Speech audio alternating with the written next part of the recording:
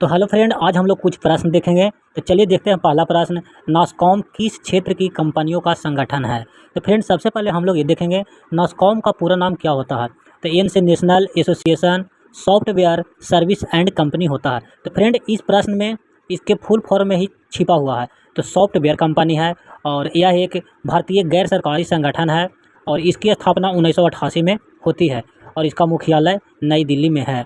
तो फ्रेंड अब हम लोग नेक्स्ट प्रश्न को देखेंगे। सर्वोच्च न्यायालय ने चंडीगढ़ नगर निगम के मेयर पद पर पराजित प्रत्याशी को विजयी घोषित करने में संविधान के किस अनुच्छेद में प्रदत्त अधिकार का प्रयोग किया। तो फ्रेंड सुप्रीम कोर्ट के न्यायाधीश DY चंद्रचूड़ ने अनुच्छेद 142 का प्रयोग करके कांग्रेस के उम्मीदवार को जीत घोषित किया और इस अनुच्छेद का उपयोग किया। चलिए आप देखते हैं नेक्स्ट प्रश्न को। मालना घाटी निम्नलिखित में से किस राज्य में अवस्थित है। फर्स्ट ऑप्शन है जम्मू कश्मीर, हिमाचल प्रदेश, उत्तराखंड और सिक्किम। तो फ्रेंड इस प्रश्न का राइट आंसर होगा हिमाचल प्रदेश। अब हम लोग देखेंगे हिमाचल प्रदेश की कुछ घाटी को। तो हिमाचल प्रदेश में घाटी है सांगला घाटी, किन्नौर घाटी, पार्वती घाटी, कुल्लू घाटी, लाहौल घाटी, स्पीति घाटी और कांगड़ा घाटी और चंबा घाटी हिमाचल प्रदेश में है। और मालना घाटी को छोटा यूनान के नाम से भी जाना जाता है। अब हम लोग देखेंगे नेक्स्ट प्रश्न को। रोम किस नदी के तट पर स्थित है। तो फ्रेंड इटली की राजधानी रोम है, किस नदी के तट पर स्थित है। फर्स्ट ऑप्शन है पियाबे, टाइबर, अडीजो और पो।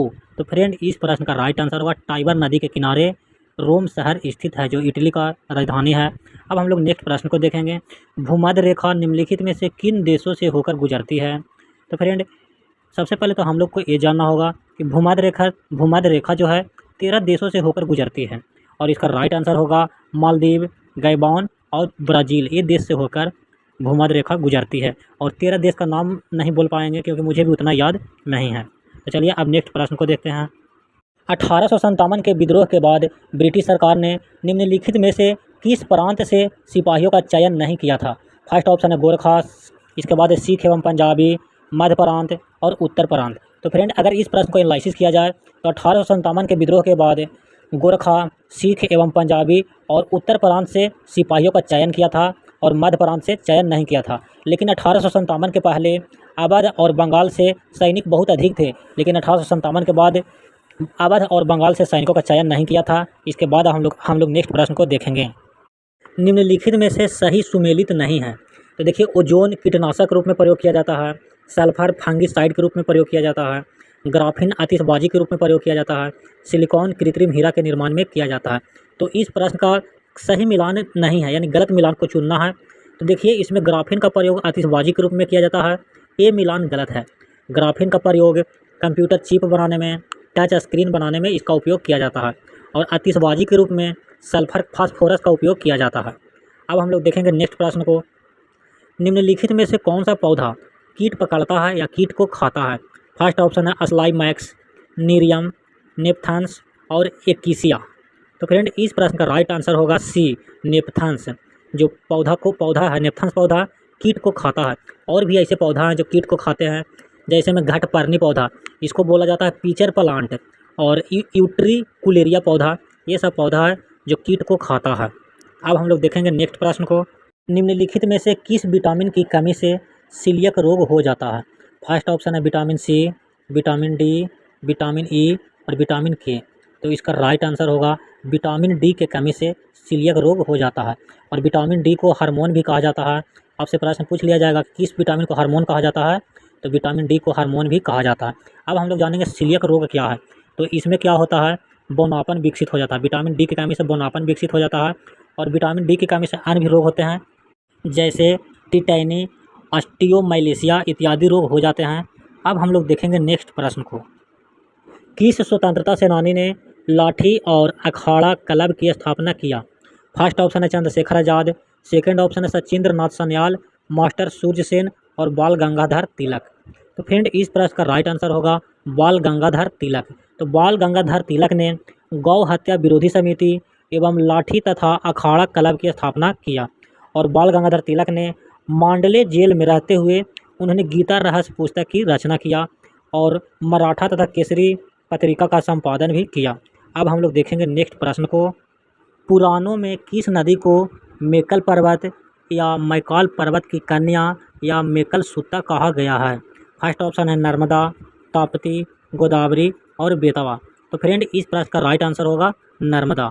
नर्मदा नदी मध्य प्रदेश से निकलती है और पूरब से पश्चिम की ओर बहती है, अरब सागर में गिर जाती है। ताप्ती नदी भी है जो पूरब से निकलती है और पश्चिम की ओर बहते हुए अरब सागर में ये भी गिर जाती है। गोदावरी नदी दक्षिण भारत की सबसे लंबी नदी है। अब हम लोग देखेंगे बेतवा। तो बेतवा नदी पर एक परियोजना माता टीला परियोजना बेतवा नदी पर है। अब हम लोग देखेंगे नेक्स्ट प्रश्न को। भारत का पहला शासक जिसने सर्वप्रथम उर्दू को अपने राज्य की राजभाषा घोषित किया था। फर्स्ट ऑप्शन है इल्तुतमिश, इब्राहिम सरकी, इब्राहिम आदिल शाह द्वितीय और मोहम्मद गेसुद राज। तो फ्रेंड इस प्रश्न का राइट आंसर होगा इब्राहिम आदिल शाह द्वितीय। तो इब्राहिम आदिल शाह द्वितीय बीजापुर का पहला शासक था। इन्होंने ही उर्दू को अपने राज्य की राजभाषा घोषित किया था। और मोहम्मद गेसुद राज को उर्दू गद्य का जन्मदाता माना जाता है। और अब हम लोग देखेंगे नेक्स्ट प्रश्न को। 1942 में भारत छोड़ो आंदोलन के दौरान शहीद हुई किस महिला को बूढ़ी गांधी कहा जाता है। फर्स्ट ऑप्शन है बीना चटर्जी, उषा मेहता, माँ तांगनी हजारा और लक्ष्मी सहगल। तो फ्रेंड इस प्रश्न का राइट आंसर होगा माँ तांगनी हजारा। 1942 में जब भारत छोड़ो आंदोलन चल रही थी तो बंगाल में तामलुक पुलिस स्टेशन को नियंत्रण करने के लिए जुलूस निकाला गया था। उसी जुलूस में माँ तांगनी हजारा भी गई थी और ब्रिटिश सरकार ने गोली से भून दिया था। और इस भीड़ में ये बहुत बूढ़ी व्यक्ति थी, इसलिए इन्हें बूढ़ी गांधी के नाम से जाना गया। अब हम लोग देखेंगे नेक्स्ट प्रश्न को। भारत में न्यायपालिका द्वारा रीट जारी करने का प्रावधान किस देश से लिया गया है।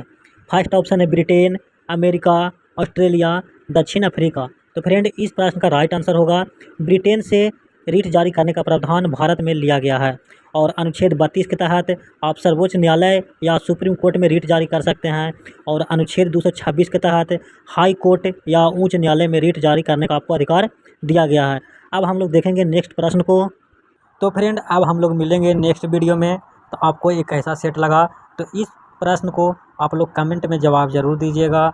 और अगर अच्छा लगे तो लाइक कीजिएगा और अच्छा नहीं लगे तो इसे डिसलाइक भी ज़रूर कीजिएगा, ताकि मुझे भी पता चले कितने लोगों को ये वीडियो पसंद आ रही है। तो अब हम लोग मिलते हैं नेक्स्ट वीडियो में। जय हिंद। दौलत के नशे में तूने मुझे नजरों से अपनी दूर किया।